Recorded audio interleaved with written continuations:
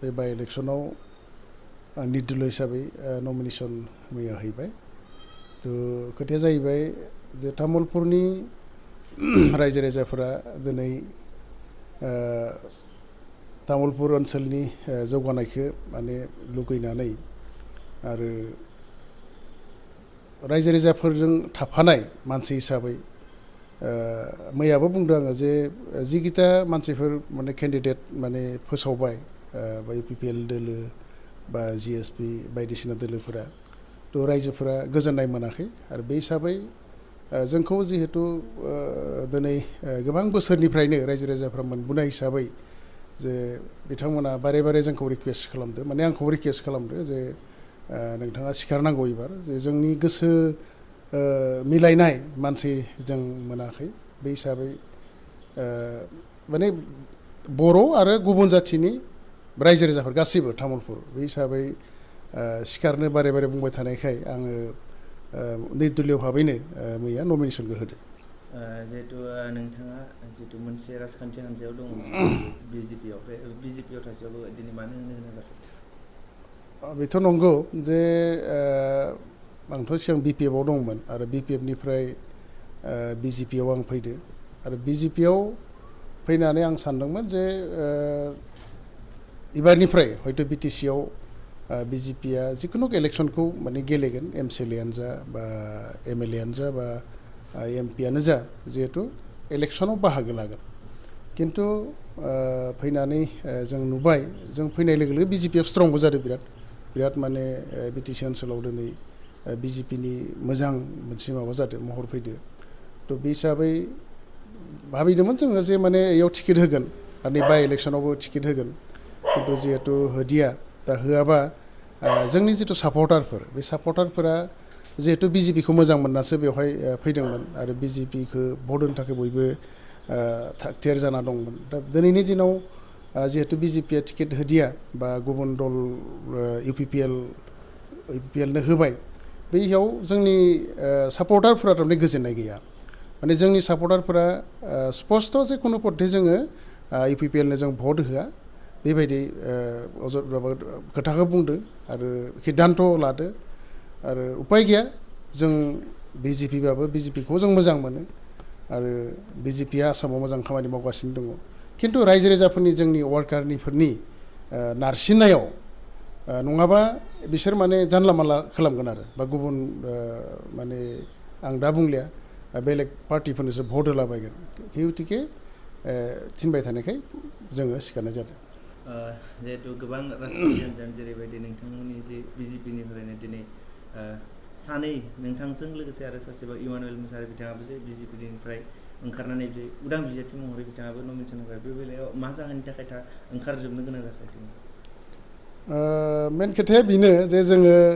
लुगैदोंमोन सोरबा खासेबाबो आरो हय इमानुएलानो हो बा आंबानो हो बा गुबुन जायखिजाया सोरनोबाबाबो टिकेटखौ होगोन जों बेखौ लुगैदोंमोन किन्तु जिहेतु टिकेट जुदि होआबा बा बिसारख'थियाव जुदि गेलेयाबा होमबाथ' जों बेवहाय माखौ लानानै जों राजनिति खालामनो माने जोंथ' ओरैनो जबाय थानो जों हाया तो बे हिसाबै हयथ' बयबो गोसोआव मोनसे दुखु फैदो बा भबिष्यतनि खोथाखौ सिन्था खालामनानै जायखिजाया जुदि टिकेटखौनो होलाबा जितु निर्दलीय भाबैबाबो जोङो गेलेगोन बेबायदि होननानै हयथ' बयबो उथिलायदो मोनसे समाव नोंथांमोना गोख्रोङै जे UPPLनि जे बिजाथि बिथांखौ देरहासार होदोंमोन नाथाय नैबे समाव बेबायदि देरहासार मानो खालामासै बिसोर ज' जानानै मेन खोथाया बेनो जे थांनाय जितु इलेक्सन बे इलेक्सनाव हय BJPआ खहाय खालामदोंमोन जे बेवहाय मोनसे गोजौनिफ्रायबो मोनसे निर्देक दंमोन दिल्ली दिसपुर आरो लुगैदोंमोनबाबो जे मोनसे दिसपुराव BJP सरकार फैनायनि खाथिराव हयथ' बयबो बै समाव मेगन मिसिबनानै दंमोन आरो जिहेतु दिनै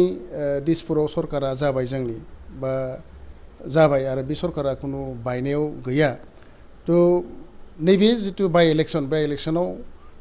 बेवहाय सोरबा देरहाबाबो जेनबाबो सरकारा बाया तो बे हिसाबै बयबो लुगैदोंमोन जे टिकेटखौ एबार होगोन निस्सय रायजो माने वार्कारफोरनि दाबियाव किन्तु बे जाफुंदिया बेबायदि जिहेतु इमानुएल मोसाहारि बिथाङा गोबां बाथ्रा सिखारबाय थादों इउपिपिएलनि हेंथायै जेरैबायदि गोबां जाखुमानायनि बे बेलायाव नोंथाङा माबा बुङो? निस्सय बिथांनियाव किसु हयथ' माबाफोर दोङो मोनदो बिथाङा ओरैनोथ' बुङा खोथाखौ आरो आं मिथिगौ इमानुएलआ आं जेसेबां दिन बिथांजों राजनितियाव थाबोदो बिथांखौ आं मिसा खोथा बुंनाय आं नुबोआखै आरो बिथाङा रायजोनो बिदि नंखाय प्रतिश्रुति होनाय आं नुबोआखै बिथाङा जि बुङो माने प्रुफ बा एभिडेन्स लानानैसो खोथाफोरखौ बुङो आरो आंबो दिनै नुनो मोनदों बिथांमोननि खामानिखौ आं नायगासिनो दङ दिनै सरकार फैनायनि उनाव सरकार दानायनि उनाव हय बिटिसिआव बिजेपि इउपिपिएल सरकारा सालायगासिनो दङ थेवबो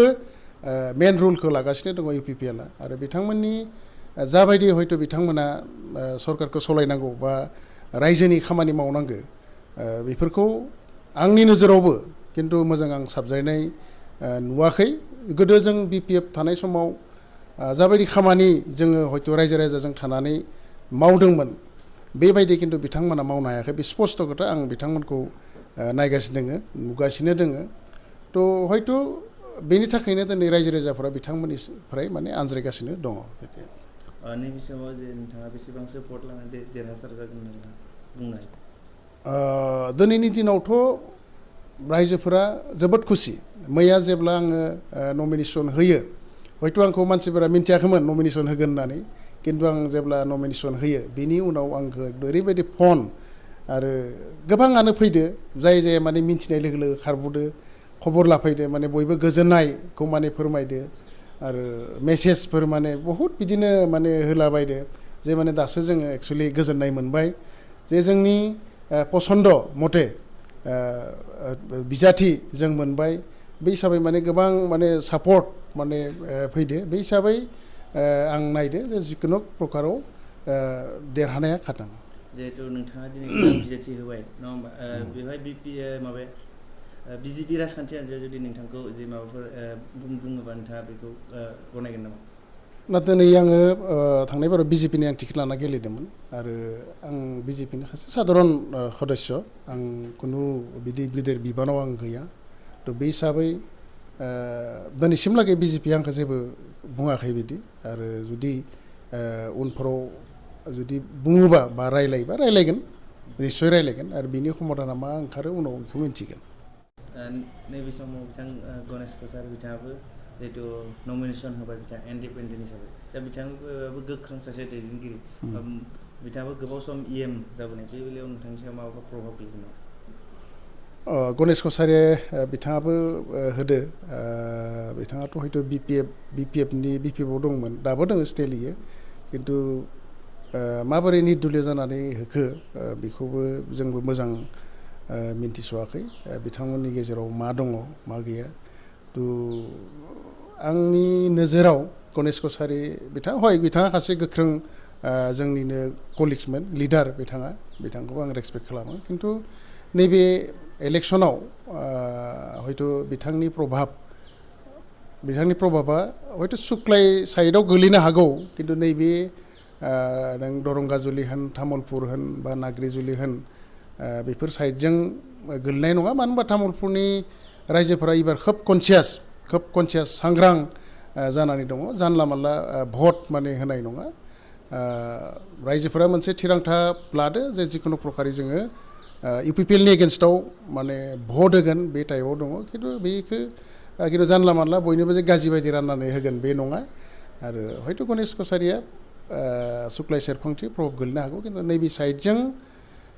बारा प्रभाब गोलैनाय नङा होननानै आं सानो। जिहेतु इउपिपिएल राजखान्थि हान्जानि जलेन दैमारि बिथांनिजों लोगोसे बिजेपिआबो दं आरो जिएसपिबो दं होननानै बुंबाय थादों बिसोर मित्र जोबनानै नाथाय नैबे समाव जे बिथां माबाफोरा ओभारअल बिथांमोना माने जिएसपि बिथांमोना जे आलदायै जे बिजाथि होनायखौ नुनो बे बेलायाव माबाफोर प्रभाब गोलैयो नामा बिथांमोनसिम? जिएसपिआ जिथु टिकेट होदो बेवहाय आंहा सन्देह दं जे जिएसपिआ जे देरहानो थाखाय माने टिकेट होदो बेवहाय बिजाथि थिखांदो बेयाव बे आंनि थाखाय माबा नङा आंहा सन्देह दङ नङा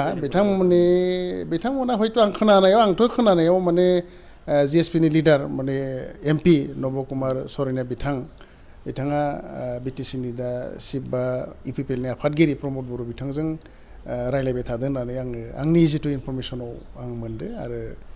मोजाङैनो माबा मोनसे बिथांमोना सिङाव सुक्ति जादों होननानै मिथिगौ थ' बै सक्तियाव GSP आ जि माने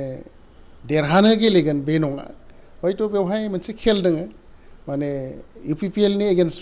केन्डिडेटनि भटखौ माने गाज्रि खालामनायनि मोनसे पलिसियाव बिथांमोना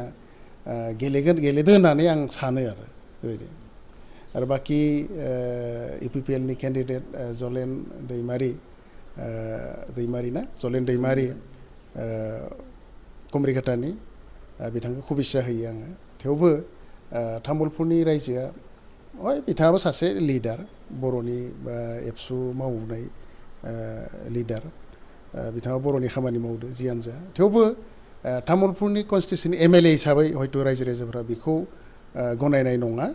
आरो MLA हिसाबै हयथ' गुबुनखौ माने दैथायहरनांगौ बेखौ तामुलपुरनि रायजो राजाया मिथिगौ हयथ' बिथांनिबो जायगा दङ जलेन दैमारिनिबो जायगा दङ लिडारनि बा बेबायदि रायजोनि प्रतिनिधि जानायनि बिथांनिबो जायगा दङ अनेक जायगा दङ अकल MLA ल' नङा MCLA दङ आरो बायदिसिना बिदि बिबानफोर दंलाबायो हयथ' बेफोर बिबानाव जागोन खिन्थु MLA हिसाबै बिथांखौ हयथ' रायजो राजाफ्रा गनायनाय नङा बे आंनि साननाय नैबे समाव आरो सन्देह बसुमतारी बिथाङाबो बिजाथि लाइ गथायदों बिथाङा बुंबावदों दे जलेन दैमारिया जे उन्दै गथ' बिथाङा गासैबो जनगोष्ठीजों मिलायनो हाया होननानै बे बिथिङाव नोंथाङा मा बुङो बेथ' नंगौ तामुलपुरनि रायजो राजाफोरा खोब कनसियास बेवहाय माने गोरों गोराफोर रायजो राजा दङ गोरों गोरा मानसिफोर दङ आरो बयबो सिन्था खालामगोन जे भटके जे सोरखौबा केन्डिडेट होबाय बेखौ जे भट होनांगौ बे रायजो राजाफ्रा बेखौ मानिया मानो होनबा दिनैनि दिनाव नोङो सोब कनसियास जाबाय रोंबाय हयथ' थांनाय बाराव लेहराम बर'खौ बिथांमोना होदोंमोन लेहराम बर'आ सासे गोरों मानसिमोन बा मिन्थिजानाय मानसिमोन समाज सिबियारि मानसिमोन बयबो हारिनि मानसिफोरा बेजों मोनसे टाच दंमोन बिथांजों मोजां मोनोमोन बे हिसाबै बिथांखौ रावबो बिथांखौ लायाखैमोन खिन्थु नैबे जलेन दैमारिनि सायाव हयथ' रायजो राजाफोरा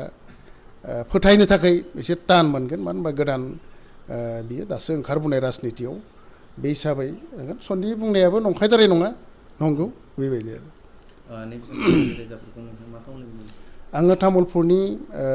रायजो राजाफोरखौ बिसेसकय जोंनि बर' हारिनि रायजो राजाफोरखौ आं खावलायगोन जे जोङो सिन्था खालामनो गोनां सम फैदो जोङो राजनितिनि नामाव जानला मानला जों खालामबाय थाबा जाया सोरबा सासेया जोंखौ दोबथिंबाय थागोन बेवहाय जोङो बिनि खिथु थांबाय थानांगौ बे नङा रायजो राजाफ्रा सिन्था खालाम जुदि जोङो मोजाङै सानै हनै जुदि जोङो एराधरा खालामलायनो हायाबा खिन्थु भबिष्यतआ जोंनि गाज्रि दङ आरो बिनि प्रमानखौ आङो थांनाय एसेमब्लि इलेक्सनाव बिजनि समस्थियाव मा जादों बेखौ रायजो राजाफ्रा एसे सिन्था खालामबानो जाबाय